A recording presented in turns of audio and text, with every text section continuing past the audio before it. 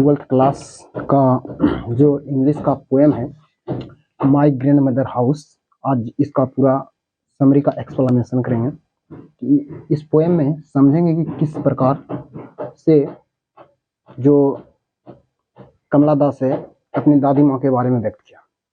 जो स्टूडेंट को इंग्लिश का पोएम समझ में नहीं आता है तो वो हमारे एप्लीकेशन से जो है और आपको अच्छी तरह से समझाया जाएगा।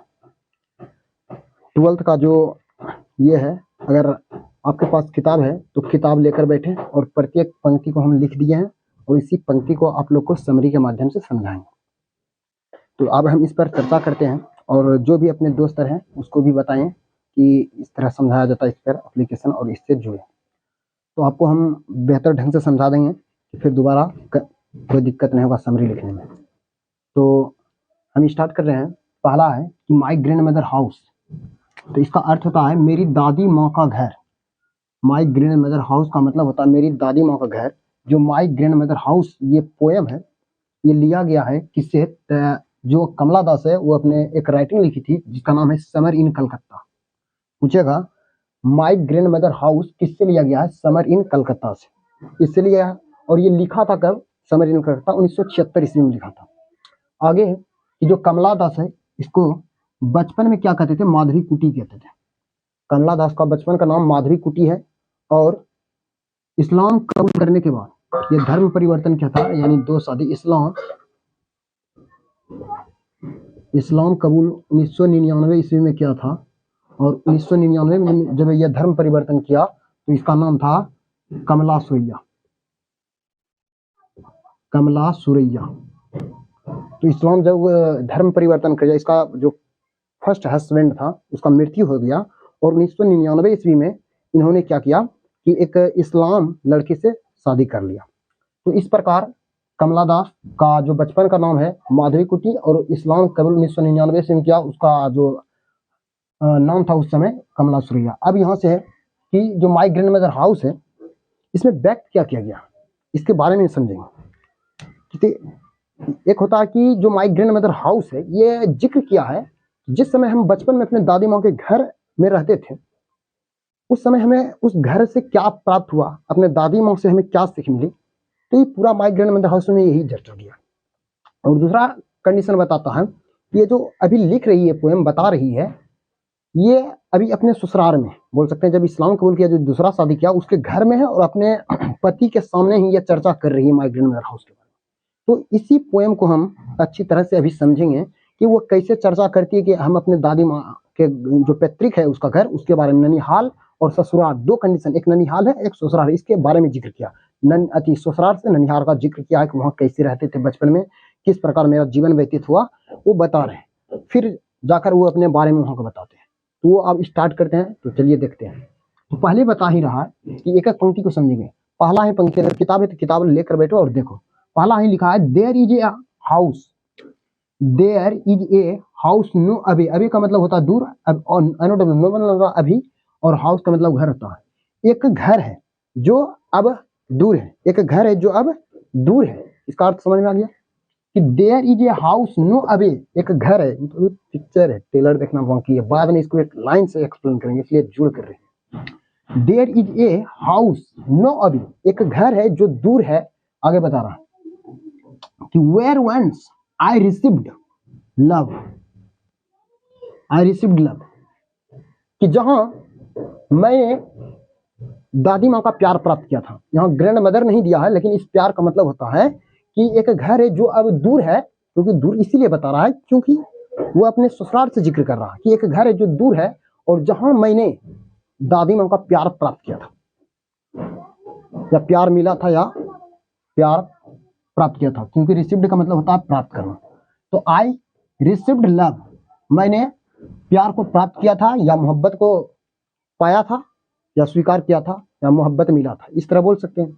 आई रिसीव्ड लव, कहाँ? एक घर है जो हमसे दूर है और वहां मैंने अपने प्यार पाया था या दादी माँ का प्यार पाया था।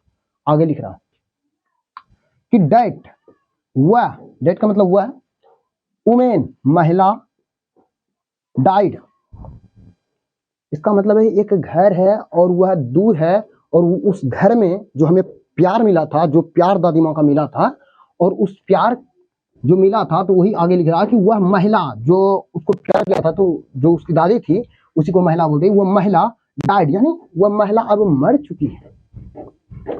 एक घर है, एक घर बहुत दूर है, और वहां हमने क्या किया था, दादी माँ का प्यार प्राप्त किया था, और अब वह महिला मर गई। ये जिक्र वहीं पर कर रही है कि वो अब नहीं है, वो मर गई, वो महिला या औरत मर गई है।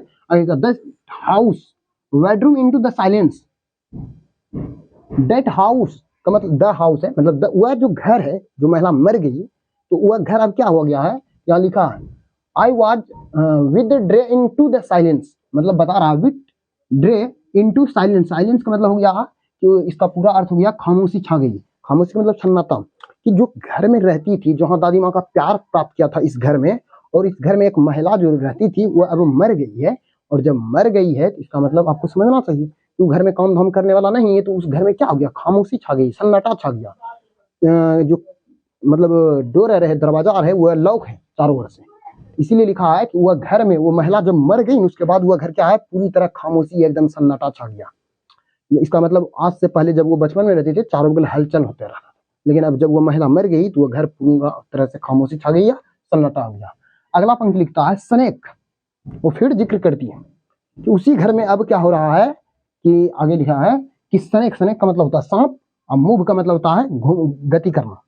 स्नेक मूव एमंग, एमंग का मतलब होता है के बीच।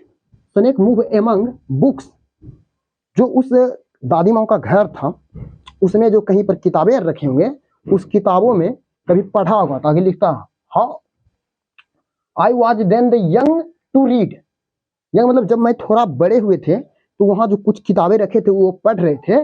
तो आज वर्तमान में वहां पर अब क्या है कि घर में कोई है नहीं रहने वाला, चारों ओर से गेट लगा है, अंधेरा है। उस घर में ये कल्पना के माध्यम से व्यक्त कर रही है कि उस घर में जो किताबें रखी हैं, उस किताबों पर सांप क्या हो रहा है, ये मूव कर रही है, गति कर रही है। और जब अचानक सांप को देखेगा तो उसका शरीर पूरा जिस्म क्या होगा, एकदम डरावनापन होगा। तो आगे लिखता पंक्ति को भाव स्पष्ट बना देता है, पंक्ति समझ में आ गया ना। स्नेक मूव एमंग बुक, मतलब होता है जो सांप है वे किताबों के बीच मूव कर रहे हैं, गति कर रहे हैं। आगे लिखता I was then too young to read, वो कौन किताब, तो जहां वो पहले यंग हल्का युवा अवस्था में वो पढ़ा करती थी, उसी किताब में अब सांप इधर इधर मूव कर रहे हैं। तो आगे लिखता एंड, ये जो एंड है, एंड के बाद यहाँ देखते हैं and my blood turn the cold like moon. तो कोल्ड का मतलब होता है ठंडा, मून का मतलब होता है चांद, और टर्न का मतलब होता है, और माई ब्लड मेरा शरीर का जो रक्त खून है वो एकदम ठंडा पड़ गया। और किसके भांति, चांद की भांति। जब मैंने सांप को देखा किताबों पर मूव करते, तो मेरा अचानक मेरा जिस्म क्या हुआ कि ठंडा पड़ गया, और किसके भांति, मेरा जिस्म, मेरा शरीर चांद की भांति ठंडा हो गया। इसलिए यहाँ पंक्ति लिखा है कि my blood turn cold like the moon, मेरा शरीर चंद्रमा की भांति क्या हो गया, ठंडा पड़ गया। आगे था हाउ ऑफन, हाउ ऑफन का हिंदी ये होता ना जाने कितनी बार, ना जाने कितनी बार आई थिंक ऑफ गोइंग, मैं सोचा कि जाऊं। इसका मतलब जो ससुराल में है वो ननिहार जाने के लिए, वो बोल रहा ना जाने कितनी बार मैं सोचा कि ननिहार जाऊं, वही अपनी दादी माँ का घर जाऊं, मैं सोचा जाऊं, लेकिन वो कभी गई नहीं है। वो अपने ससुराल से ही व्यक्त कर रही है कि ना जाने कितनी बार मैं सोचा कि जाऊं, लेकिन वो गई नहीं। फिर कल्पना के माध्यम से व्यक्त करती है कि to peer through blind eye of the windows just listen for the phrasing air. Phrasing air का मतलब होता है यहाँ से, फ्रेजिंग एयर का मतलब होता है सर्द हवा। और वो व्यक्त कर रही यहाँ से, देखो हाउ फिर ना जाने कितनी बार मैं सोचा कि जाऊं। अब वो सोचा कि जाऊं लेकिन गई नहीं है, लेकिन कल्पना के माध्यम से बोल रही है कि अगर जाते हैं, वहां जो गेट का दरवाजा लगा होता है उसका क्या करते हैं, टू पर थ्रू मतलब वो झांकना चाहता था। ब्लाइंड आईज मतलब, ब्लाइंड का मतलब होता है अंधा, आईज का मतलब होता है आंख, ऑफ द विंडोज खिड़की। जो दरवाजा का जो खिड़की होगा, उस खिड़की को हल्का जब खोलेगा तो उस समय बिजली तो कुछ जलाने वाला तो है नहीं, कभी बहुत दिन से पुराना है। वो खिड़की को जैसे खोला ना तो देखा कि एक सर्द हवा, यही लिखता जस्ट, जैसे इन घर का खोला खिड़की, वहां लिखा जस्ट, तुरंत listen for the phrasing air, उसको सुनाई दिया एक सर्द हवा, जो उससे हवा निकली थी, उस सन की आवाज, वही सर्द हवा निकली। और इतना नहीं, आगे बोलता है कि जैसे निकली ना तो चारों बगल अंधेरा था, तो ब्लाइंड आंख, मेरी आंखों को कुछ दिखाई नहीं दे रहा था। ब्लाइंड आंख मतलब कि जैसे खिड़की खोला, हवा निकली और कुछ दिखाई नहीं, चारों तरफ अंधेरा था, कुछ नहीं दिखाई दिया। आगे लिखता in the wild the despair, despair का मतलब होता है कि गहरा दुख, और हमें क्या हुआ, बहुत बड़ा गहरा दुख हुआ।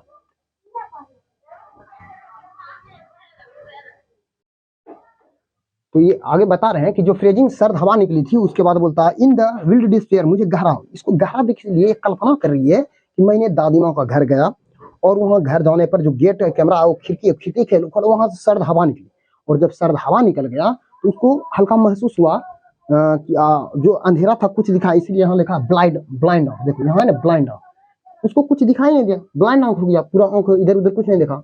तो उसको गहरा अफसोस हुआ, यानी पूरा सैडनेस हो गई कवित्री कि शायद आज दादी माँ रहती तो ऐसा मतलब ये घर नहीं रहता, हमारी यादें पुनः फिर जागृत हो जाती दादी माँ के साथ, लेकिन आज नहीं होने के कारण उस सैडनेस फील कर रही हूँ।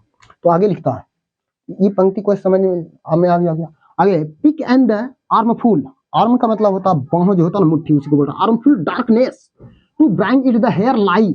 इसका मतलब वो यहाँ से व्यक्त करना चाहती है कि मैंने जो गए हैं वहां खिड़की खोला, जो सर्द हवा निकली और वहां जो मेरी आंखों को कुछ अंधेरा दिखाई दिया, तो अब आगे वो बता रही है कि अपने यादगार पल बनाने के लिए मैं वहां से जाऊंगा और मुट्ठी भर अंधेरे को यहाँ लाऊंगा। और कहाँ लाकर रखेंगे आगे बता रहे, कौन, कवित्री खुद बोल रही है, वो जो खोले अंधेरा है उस यादगार अपने, जब उस अंधेरा को देखूंगा तब तक हमारी दादी माँ को याद आए, इसके लिए वो मुट्ठी भर अंधेरे को, यहाँ से लिखा है कि pick and the armful darkness, वो जो अंधेरापन है, ब्रिंग मतलब होता लाना इट द हेयर मतलब यहाँ लाई, आगे लिखता बिहाइंड के पीछे, माई बेडरूम डोर लाई।